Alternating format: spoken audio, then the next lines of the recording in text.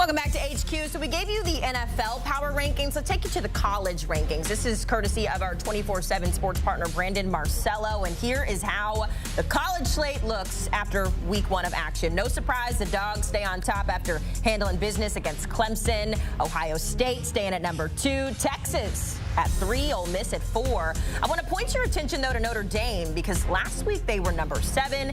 This week they are number 5 after a big road win over Texas A&M. Let's break down these power rankings as we bring in the curator of the list, our Brandon Marcello. We've also got Danny Kanell in the house, who I'm sure has a lot to talk about after this weekend.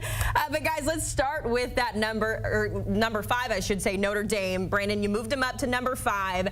They were underdogs in that one. Kyle Field, we know, is not an easy place to play, and they walk out of there with a win. So what did you learn about Notre Dame after that win this weekend? Well, Riley Leonard's Riley Leonard. He's just a gamer. He can carry a team on the ground in addition to throwing some big passes. But for Notre Dame, they proved a lot what we thought defensively. They're an elite defense. They still are from last season. More importantly, they've got some receivers now. They've got receivers that are some big boys out there in big drives. And that drive to take the lead late, they made big plays on the ground. They made big third down plays in the passing game with new receivers and transfers that came in addition to Riley Leonard at quarterback. This Notre Dame team had a gritty win at A&M, very tough atmosphere against, I think, still a good A&M team. Maybe not top 25 worthy, maybe on the edge right now. But Notre Dame got it done this weekend in a gritty win with a lot of new pieces. Very impressed with them. And, of course, their schedule the rest of the way, very conducive to be a playoff team. A lot of people saying after week 1 you could already lock them in. Yeah, Brandon, we talked about coming into the schedule. It was a 3-game schedule. It looks closer to like a 2-game schedule, and maybe it was a 1-game schedule depending on what we see out of A&M, because that Florida State team 0-2, that looks like a lock for Notre Dame, especially if Florida State doesn't improve. The USC game, though, I think is better. That's a stronger one. Here's why I'm not quite sold on Notre Dame just yet in the top 5. You mentioned Riley Leonard, who was good. He needs to take another step forward as a passer. We've already known what he could do as a runner. It was great to see him back with that physical capability based off the offseason surgery that he had, coming off that injury that he suffered at Duke. I still do need him to take another step as a passer. The other thing about this defense, they were phenomenal.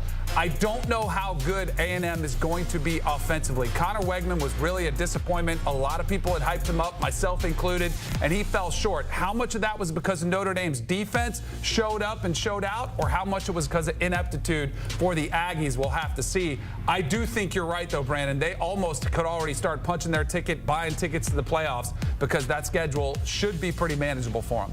A&M, one of several SEC teams to take a lump in week 1, as Danny Kanell has pointed out on social media, to try to hide the tears from Tallahassee. Let's go to LSU, one of those teams at number 11. Look, Brian Kelly's showing all that emotion after the game, pounding on the table.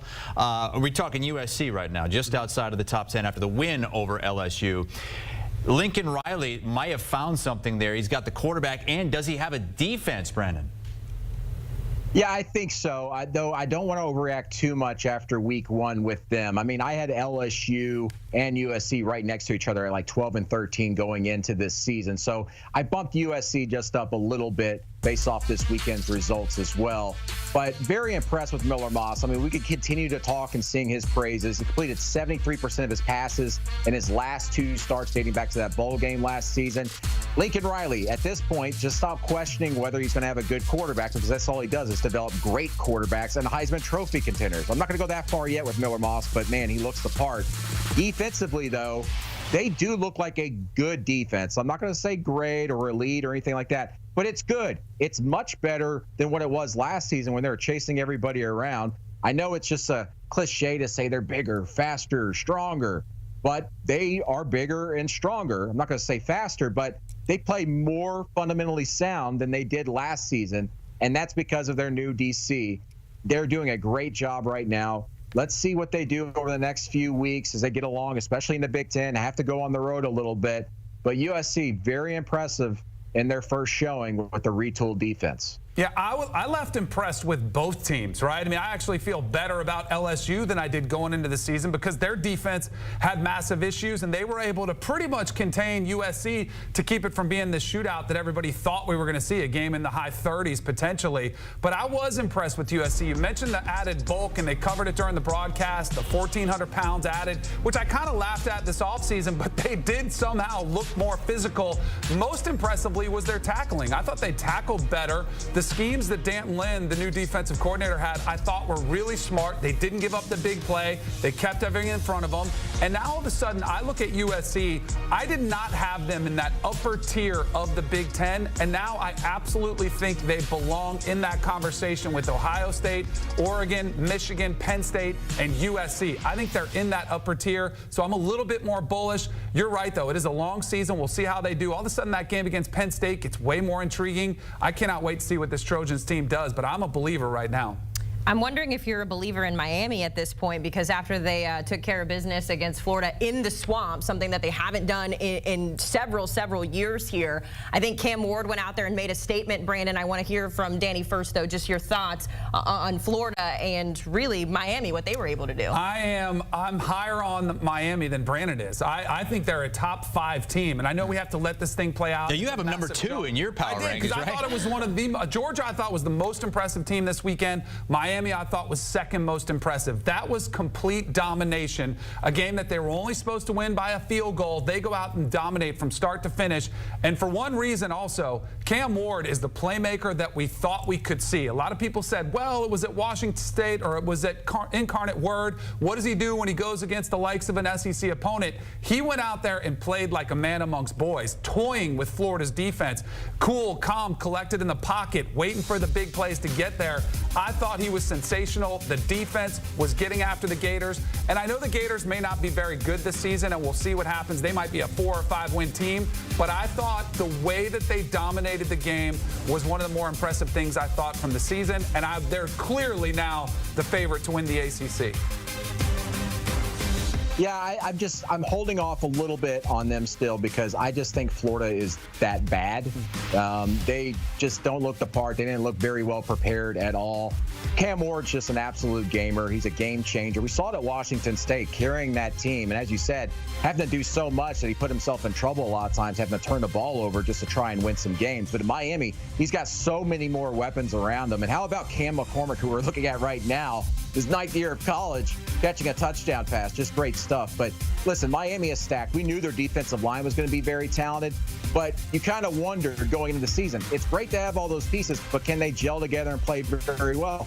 As Danny Kanell would know, Florida State's got a lot of pieces on their defensive line, not doing so well right now. But Miami is looking very good with all the pieces they've brought in over the last couple of years. They've gelled together. And I think what really makes Miami so dangerous is that this is a very close-knit team. I don't know if you guys saw that video that leaked out of the locker room after Miami's win, but Mario and those players are so sick and tired of hearing about all the naysayers and everybody questioning them. They are really rallied around that. It's Miami against the world. In a lot of ways, this past weekend, we had the old boys from the 90s, Miami, USC, Notre Dame, impressive wins. The quote-unquote villains of college football are back on top right now, and I can't wait to see this season unfold with that trio of teams doing so well early in the year. There was another team that was pretty good in the 90s, too. I'm just saying. It doesn't look so back.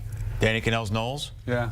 There's some salt over Former ACC Player of the Year over there. Just a little bit. With Florida State struggles, with what Clemson did in the first week, it seems like the ACC is Miami's to win. Let's jump back into the Big Ten and kind of look ahead to the marquee matchup of this upcoming week. The Michigan Wolverines fall out of Brennan's top 10. They're down to 14 after a lackluster showing against Fresno. They're a 7.5-point dog at home against Texas this week, Brandon. Are they going to get beat for the first time in years? Oh, I think so. Texas way too powerful, way too explosive. I think the thing with Texas that's really impressed me in their opener, again, don't want to overreact, but under Steve Sarkisian, he likes to lean on maybe 3 to 5 receivers every year, but he has expanded that rotation. He wants 6 to 8 guys to lean on. And this past week, all 4 touchdown catches for them were by transfers, newer guys on the roster. Texas is spreading that ball out a little bit more, spreading the wealth. Their defense is still pretty dang good. I really like them going to Michigan, going to the big house. And Michigan, listen, their offense we knew was probably not going to be as explosive as it was last year. But having to start a former walk-on Davis Warren, as good as he might be, they're not going to be that explosive. They're going to be prone to maybe making mistakes when they do try to push the ball down the field. And as we saw this past week, they're a little herky-jerky offensively, no matter who the quarterback is out there. They don't have a lot of confidence, no matter who the signal caller is back there. And that's a big-time concern for me, not just against Texas this week, but for the rest of the season in the Big Ten. Brandon, I think a lot of people were wondering, because are we too down on Michigan because of the pieces they lost and the question marks, no more Jim Harbaugh, no more J.J. McCarthy. I thought you saw some glaring weaknesses on display. Now, they could clearly change all of the critics' minds by going out there and having an impressive performance versus Texas. You mentioned the quarterbacks trying to go with 2 for a majority of the game, rolling them out there every other play was really awkward. Saw some of that. The offensive line, where was it off? This is a university that's had tremendous offensive line play. It wasn't there. And Donovan Edwards, who I thought would pick up right where Blake Corum left off, he was almost non-existent running the football. The one bright spot I think that you could take away from this one that possibly you get back in there and play well against Texas, the defense. The defense did play well enough, had the pick 6 to kind of give them a little bit of breathing room late.